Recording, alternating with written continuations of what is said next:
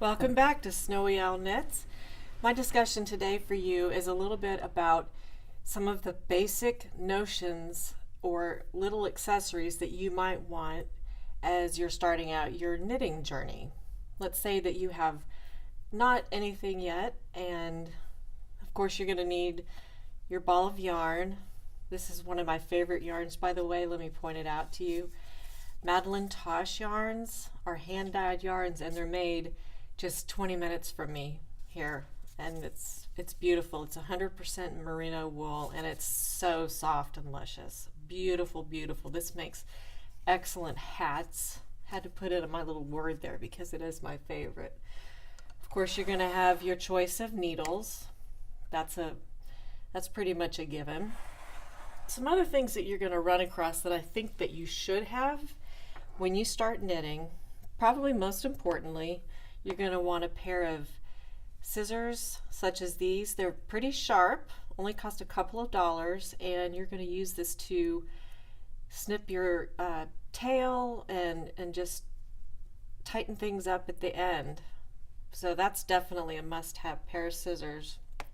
The other thing would be a tapestry needle, and a tapestry needle has sort of a bigger eye, a little bit less of a pointed tip, and you can get them in packs of 5, or you can even get a very inexpensive just plastic big loop like this. Although you'll find when you are doing some things that this is a little bit limited. Go ahead and get a pack of needles, because inevitably one will fall somewhere and you'll be wondering what you did with it. When using the needle, I like to have this needle threader, and with some needles it's not such a big deal. This one has a pretty big eye, but smaller needles, you just poke this threader through, loop your yarn over it, and pull it back. It saves me a lot of time, and this was really like a $1.29 maybe. Good to have, very good to have. You'll probably want some form of crochet hook even though you aren't crocheting, because sometimes you'll make a mistake in your knitting and you'll want to use this to pull yarn through a loop that you've missed to fix mistakes. I use mine all the time because we all do make mistakes. And speaking of mistakes, at this point early on in the game, it's really nice to have some of these clip style stitch markers, and I think they come in packs of about 12, and they're really useful if you found that you have dropped a stitch, you've missed something somewhere, or you just want to mark the beginning of a pattern. You can hook these right on your needle, clip them in place and go on, or you can even loop them around the yarn itself if you've missed a stitch, and it just comes off later and you knit normally as you would.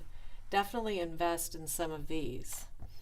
In addition to that, some of the yarn stores carry these needle tip kind of stoppers. If you're nervous about,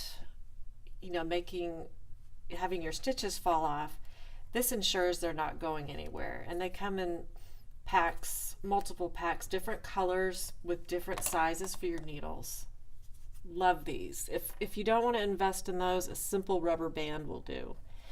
In a lot of places where you buy one thing, like let's say a set of needles, you'll get what they call a gauge marker of sorts, and these help you determine what size needle that you have. So it goes easily through a 9. These are a 9. This helps you. This doesn't help you with measuring the gauge in your knitting or how many stitches you're getting per inch, but something like this one does.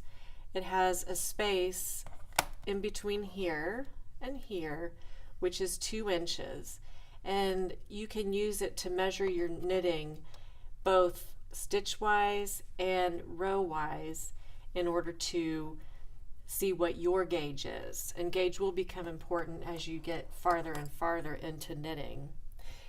I think you might really enjoy along with one of these, you're going to need to also be able to measure larger swatches, because quite often it's best to do at least 4 inches of your knitting, and that way you can count your stitches using a tape measure.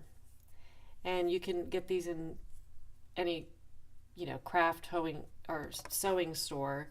And the Loopy U is one of my favorite online providers of yarn and materials, and they send out these handy little ruler tape measures that you can use on your projects. I love having this nearby.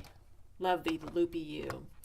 One other thing that might be useful is one of these stitch holders, and I had started a cotton scrubby and wanted my needle for something else, and so I put them on this clip.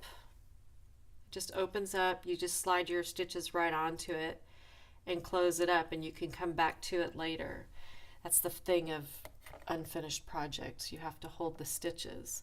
If you don't want to invest in any of those, they're inexpensive, but you can also use a length of string threaded onto your tapestry needle and just go ahead and move your live stitches onto the thread, kind of putting that thread through the live stitches. The live stitches are the ones that you haven't worked yet. Another handy thing you might find really useful, honestly, and these, if you have a liquor store nearby, these plastic sleeves that they put a bottle in to avoid it from breaking. If you fold it in half like this, it's really useful for keeping your yarn from tangling up. You can take it with you as you go and not worry about things coming undone. I like to have mine nice and neat.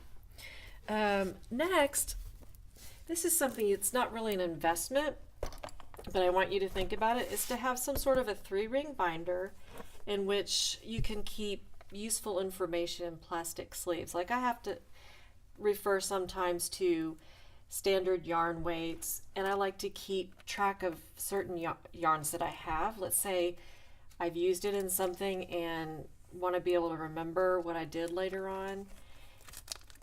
I have a lot of those there. You'll find patterns that you want to try, different patterns, and just keep a nice notebook of your ideas. They'll really inspire you to go on. And the last thing, not the last thing, I wanted to talk about this simple plastic bowl from the dollar store. This served as my yarn bowl for so long, I can't even tell you. My husband would call it the project bowl. You may be working with something and your yarn tends to fall off the sofa or whatever. You could set this at your feet and just pull your working yarn from the center. If it's a skein of yarn, it'll wobble around in here and not go anywhere. There's no reason to invest in anything very expensive right now without, overdoing it. The last thing I really want to recommend is a book of knit stitches. This really inspires me because sometimes I'm just looking for something new to do, and I can page through it and think, wow, I want to try that. And I'll just go to it. In the back of this one, I think this one has 360 stitches and more. In the very back, there are some instructions for some of the specialty stitches, and so I have found that useful as well. And last but not least, a couple of things that you're going to run into that you may want to get right off, but you probably don't need at this point. These are also stitch markers, but they just slip on your needle like this. As you're knitting, you just move them, and this is used frequently when you have lots of different places where you have to do a certain thing. You maybe knit up to this place and then knit 2 together and go on. You can wait a little bit, although these are not expensive. They are useful to have. Go ahead and think about it. This seemed to me to be something I needed right off the bat. It's a stitch counter, and it just keeps track. Every time you go do a row, You hit it, you hit the button, you can wear it on your finger. This is made by Susan Bates, and it is handy when you're doing a longer project, but I don't think you have to have it right away. You can keep notes on paper. You're going to see things like these.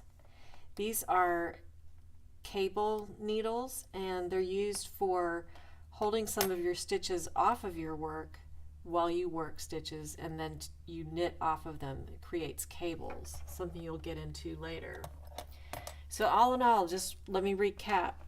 Make sure you get a tapestry needle and scissors at the very least. Make sure you get a tape measure and some sort of gauge and a crochet hook. I think those basics, and maybe the stitch or the needle point protectors, these would be really the things I would start with, besides my yarn and my needles.